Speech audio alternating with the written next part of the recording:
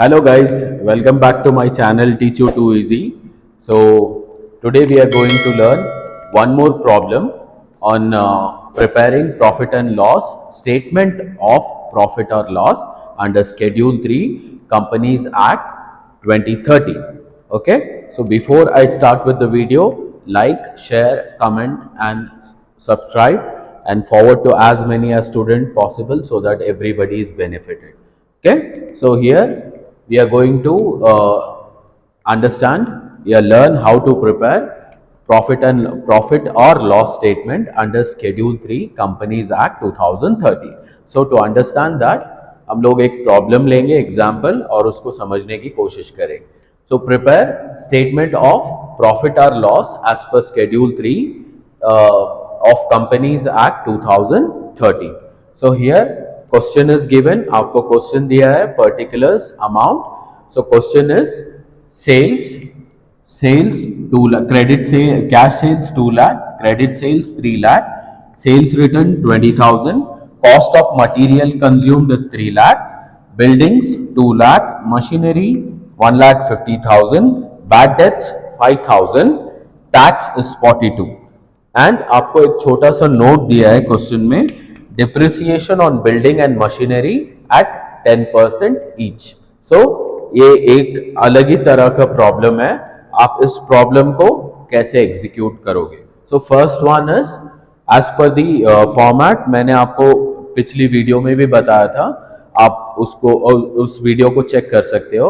वहां पे भी बताया था revenue minus expenses gives you PBT, that is profit before tax, less tax करने से आपको मिलेगा profit after tax, that is PAT. Okay, so here as per the format आपको क्या जरूरत है? Revenue from operation. बट यहाँ क्वेश्चन में रेवेन्यू फ्रॉम ऑपरेशन नहीं दिया है, बट बजाय उसके आपको कैश सेल्स, क्रेडिट सेल्स और सेल्स रिटर्न दिया है. सो इसको फर्स्ट हम रेवेन्यू फ्रॉम ऑपरेशन कैलकुलेट करते हैं. तो revenue from operation is equal to 2 lakh plus 3 lakh minus 20,000 is equals to 4 lakh 80,000. Okay, सो आप एक छोटा सा नोट कर लो या छोटी सी वर्किंग कर लो. Revenue from operation is equals to cash sales plus credit sales minus sales return. जब आप करोगे आपको मिलेगा 4,80,000, वो आपका टोटल रेवेन्यू है. Okay, so total revenue is equals to 48,000, sorry 4,80,000, 4,80,000. So आप नोट नंबर में आप इसको नोट 1 लिख सकते हैं, वर्किंग नोट 1 आप लिख सकते हैं.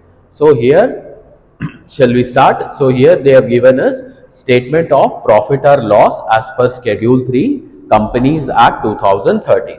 So particular note number amount. So here first we need to write revenue from operation.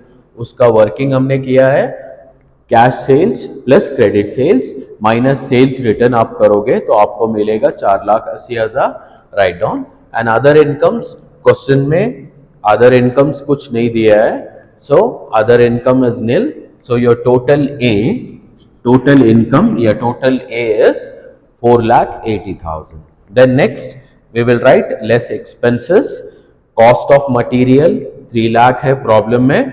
Depreciation problem में नहीं दिया है, बट असेट का वैल्यू दिया है और रेट ऑफ डिप्रिसिएशन दिया है. आपको इसको कैलकुलेट करना है. 10% 2 लाख का और 10% 1,50,000 का. सो आप जब कैलकुलेट करोगे इसका 20,000 आएगा, इसका 15,000, 10% आएगा. 20 प्लस 15 आपको मिलेगा 35,000. मैंने इधर किया है, आप इसको देख सकते हो. Depreciation on building and machinery 2 lakh into 10% gives 20,000. 1,50,000 into 10% gives you 15,000. So 20 plus 15 35,000. इसलिए आपको प्रॉब्लम में बिल्डिंग और डिप्रिसिएशन, रेट ऑफ डिप्रिसिएशन दिया है. तो depreciation is 35,000. This is working note 2. Then other expenses में हम लिखेंगे बैड डेट्स. बैड डेट्स आपको दिया है 5,000, so that is considered as other expenses. इसको ऐड करो एंड जब आप ऐड करोगे इसको 3,40,000 मिलेगा. So 4 lakh minus 4 lakh minus 3 lakh 40,000, 4 lakh 80 minus 3 lakh 40 जब करोगे आपको मिलेगा प्रॉफिट बिफोर टैक्स 1 lakh 40,000, 1,40,000 मिलेगा. That is profit before tax. Then less tax. Tax is given as 42,000. So tax amount 42,000 आप इससे निकालोगे, माइनस करोगे तो आपको बैलेंस मिलेगा 98,000.